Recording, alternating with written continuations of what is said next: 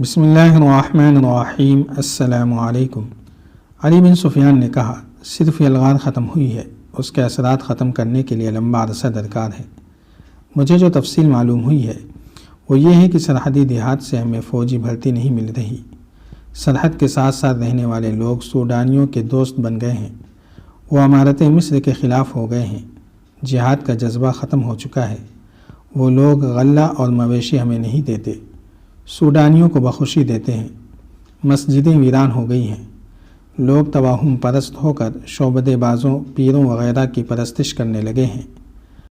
ہمیں ان لوگوں کے ذہنوں کو صحیح راستے پر لانے کے لیے باقاعدہ مہم شروع کرنی پڑے گی۔ اگر اس صلیبی شعبدے باز اور اس کے گروہ کو لوگ قتل نہ کر دیتے تو ہم اسے سارے علاقے میں گھماتے پھراتے۔ سلطان ایوبی نے اپنے انقلابی احکامات میں سرحدی علاقوں کو خاص طور پر شامل کر رکھا تھا۔ اب اس نے اس طرف اور زیادہ توجہ دینے کا فیصلہ کیا۔ اس کے لیے سب سے زیادہ شدید سردردی یہ تھی کہ تقی الدین اور اس کی فوج کو سوڈان سے نکالنا تھا۔ قاہرہ پہنچتے ہی وہ منصوبہ بندی میں مصروف ہو گیا تھا، راتوں کو سوتا بھی نہیں تھا۔ وہ خود سوڈان کے محاذ پر نہیں جا سکتا تھا کیونکہ مصر کے اندرونی حالات اس کی توجہ کے محتاج تھے۔ اس نے قاہرہ میں آ کر تقی الدین کو یہ اطلاع دینے کے لیے کہ وہ قاہرہ آ گیا ہے ایک قاصد بھیج دیا تھا۔ قاصد واپس آ چکا تھا۔ اس نے بتایا تھا کہ تقی الدین کا جانی نقصان خاصا ہو چکا ہے اور کچھ نفری دشمن کے جھانسے میں آ کر یا جنگ کی صورتحال سے گھبرا کر ادھر ادھر بھاگ گئی ہے۔ قاصد نے بتایا کہ تقی الدین اپنی باقی ماندہ فوج کو یکجا کرنے میں کامیاب ہو گیا ہے، مگر دشمن اس کے سر پر موجود رہتا ہے۔ تقی الدین کو جواب حملہ کرنے کا موقع نہیں ملتا۔ اسے اتنی سی مدد کی ضرورت ہے کہ دشمن پر حملے کرنے کے لیے چند دستے مل جائیں تاکہ وہ اپنی فوج کو واپس لا سکے۔ سلطان ایوبی نے اسی وقت اپنے 3-4 چھاپہ مار دستے اور چند ایک وہ دستے جنہیں جوابی حملہ کرنے اور گھوم پھر کر لڑنے کی خصوصی مشق کرائی گئی تھی سوڈان بھیج دیے تھے۔ وہ ہر حملہ دشمن کے عقب میں جا کر کرتے اور دشمن کا نقصان کر کے اور اسے بکھیر کر ادھر ادھر ہو جاتے تھے۔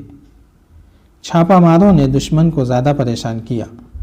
ان کا مقصد یہی تھا کہ دشمن کو تقی الدین کے تعاقب سے ہٹایا جائے۔ وہ خلاف توقع بہت جلدی کامیاب ہو گئے۔ ان کی اہلیت اور شجاعت کے علاوہ ان کی کامیابی کی وجہ یہ تھی کہ دشمن کی فوج تھکی ہوئی تھی اور صحرا بڑا ہی دشوار اور گرم تھا۔ گھوڑے اور اونٹ جواب دے رہے تھے۔ سوڈان کا حملہ بری طرح ناکام ہوا۔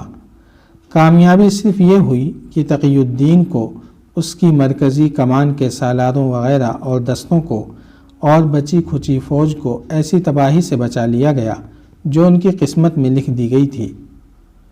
تقی الدین جب مصر کی سرحد میں داخل ہوا تو اسے پتہ چلا کہ وہ سوڈان میں آدھی فوج ضائع کر آیا ہے۔ ادھر کرک جل رہا تھا۔ نور الدین زنگی کے کاریگروں نے ضرورت کے مطابق دور مار منجنیقیں بنا لی تھیں جن سے قلعے کے اندر پتھر کم اور آگ زیادہ پھینکی جا رہی تھی۔ صلاح الدین ایوبی اندر کے چند ایک ہدف بتا آیا تھا، ان میں رسد کا ذخیرہ بھی تھا۔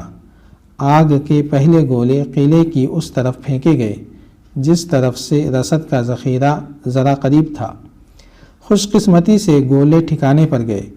اندر سے شعلے جو اٹھے انہوں نے زنگی کی فوج کا حوصلہ بڑھا دیا۔ مسلمانوں نے دور مار تیر و کمان بھی تیار کر لیے تھے۔ انہیں استعمال کرنے کے لیے غیر معمولی طور پر طاقتور سپاہی استعمال کیے جا رہے تھے، لیکن 8-10 تیر پھینک کر سپاہی بے حال ہو جاتا تھا۔ زنگی نے ایک اور دلیرانہ کارروائی کی۔ اس نے نہایت دلیر سپاہی چن لیے اور انہیں حکم دیا کہ قلعے کے دروازے پر ٹوٹ پڑیں۔ انہیں دروازہ توڑنے کے موزوں اوزار دیے گئے۔ جانبازوں کا یہ دستہ دروازے کی طرف دوڑا تو اوپر سے صلیبیوں نے تیروں کا مہ برسا دیا۔ کئی جانباز شہید اور زخمی ہو گئے۔ زنگی نے دور مار تیر اندازوں کو وہاں اکٹھا کیا اور عام تیر اندازوں کا بھی ایک ہجوم بلا لیا۔ ان سب کو مختلف زاویوں پر مورچہ بند کر کے دروازے کے اوپر والی دیوار کے حصے پر مسلسل تیر پھینکنے کا حکم دیا۔ حکم کی تعمیل شروع ہوئی تو اتنے تیر برسنے لگے جن کے پیچھے دیوار کا بالائی حصہ نظر نہیں آتا تھا۔ جانبازوں کی ایک اور جماعت دروازے کی طرف دوڑی۔ زنگی نے تیروں کی بارش اور تیز کرا دی۔ ذرا دیر بعد دیوار پر لکڑیوں سے بندھے ہوئے ڈرم نظر آئے۔ یہ جلتی لکڑیوں اور کوئلوں سے بھرے ہوئے تھے۔ جو ہی انہیں باہر کو انڈیلنے والوں کے سر نظر آئے وہ سر تیروں کا نشانہ بن گئے۔ ایک دو ڈرم باہر کو گرے، باقی دیوار پر ہی الٹے ہو گئے۔ وہاں سے شعلے اٹھے جن سے پتہ چلتا تھا کہ آگ پھینکنے والے اپنی آگ میں جل رہے ہیں۔ زنگی کے کسی کمانڈر نے زنگی کے حملے کا یہ طریقہ دیکھ لیا۔ وہ گھوڑا سرپٹ دوڑا کر قلعے کے پیچھے دروازے کی طرف چلا گیا اور وہاں کے کمانڈر کو بتایا کہ سامنے والے دروازے پر کیا ہو رہا ہے۔ ان دونوں کمانڈروں نے وہی طریقہ پچھلے دروازے پر آزمانا شروع کر دیا۔ پہلے حملے میں مجاہدین کا جانی نقصان زیادہ ہوا، لیکن جو مجاہدین گرتے تھے ان کے ساتھی قہر بن کر دروازے کی طرف دوڑتے تھے۔ تیر اندازوں نے صلیبیوں کو اوپر سے آگ نہ پھینکنے دیا۔ زنگی نے حکم دیا کہ منجنیق قلعے کے اندر آگ پھینکیں۔ زنگی کی فوج نے دونوں دروازوں پر دلیرانہ حملے دیکھے تو فوج کسی کے حکم کے بغیر دو حصوں میں بٹ گئی۔ ایک حصہ قلعے کے سامنے چلا گیا اور دوسرا عقبی دروازے کی طرف۔ دونوں طرف دیوار پر تیروں کی ایسی بارش برسائی گئی کہ اوپر کی مزاحمت ختم ہو گئی۔ دونوں دروازے توڑ لیے گئے۔ زنگی کی فوج اندر چلی گئی۔ شہر میں خون ریز جنگ ہوئی۔ وہاں کے باشندوں میں بھگدڑ مچ گئی۔ اس بھگدڑ سے فائدہ اٹھاتے ہوئے صلیبی حکمران اور کمانڈر قلعے سے نکل گئے۔ شام تک صلیبی فوج نے ہتھیار ڈال دیے۔ زنگی نے قیدی مسلمانوں کو کھلے اور بند قید خانوں سے نکالا۔ پھر صلیبی حکمرانوں کو سارے شہر میں تلاش کیا مگر کوئی ایک بھی نہ ملا۔ یہ 1173 عیسوی کی آخری سہ ماہی تھی جب کرک کا مضبوط قلعہ سر کر لیا گیا اور مسلمانوں کو بیت المقدس نظر آنے لگا۔ صلیبیوں کی یہ کانفرنس اپنی نوعیت کی پہلی ہنگامہ خیز کانفرنس تھی۔ وہ ہر شکست کے بعد، ہر فتح کے بعد، ہر پسپائی اور کامیاب پیش قدمی کے بعد مل بیٹھتے تھے، تبادلہ خیال کرتے اور شراب پیتے تھے۔ عورت اور شراب کے بغیر وہ سمجھتے تھے کہ جنگ جیتی ہی نہیں جا سکتی۔ اپنی بیٹیوں کو مسلمانوں کے علاقوں میں جاسوسی، تخریب کاری اور مسلمان حکام کی کردار کشی کے لیے بھیج دیتے تھے اور خود اپنے قبضے میں لیے ہوئے علاقوں سے مسلمان لڑکیاں اغوا کر کے انہیں تفریح کا ذریعہ بناتے تھے۔ جاسوسوں نے جب انہیں یہ بتایا تھا کہ صلاح الدین ایوبی کہتا ہے کہ صلیبی عصمتوں کے بیوپاری اور مسلمان عصمتوں کے محافظ ہیں تو صلیبی حکمران اور کمانڈر بہت ہنستے تھے۔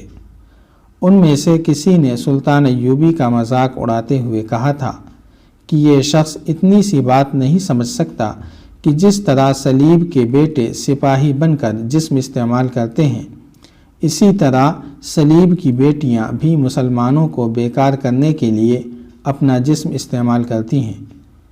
کسی اور نے کہا تھا کہ صلاح الدین ایوبی کو ابھی تک احساس نہیں ہوا کہ اس کی قوم کے بے شمار چھوٹے چھوٹے حکمرانوں، قلعہ داروں اور سالاروں کو ہماری ایک لڑکی اور سونے کے سکوں کی ایک تھیلی ایسی شکست دے چکی ہے جس پر وہ لوگ فخر کر رہے ہیں اور اس شکست سے لطف اٹھا رہے ہیں۔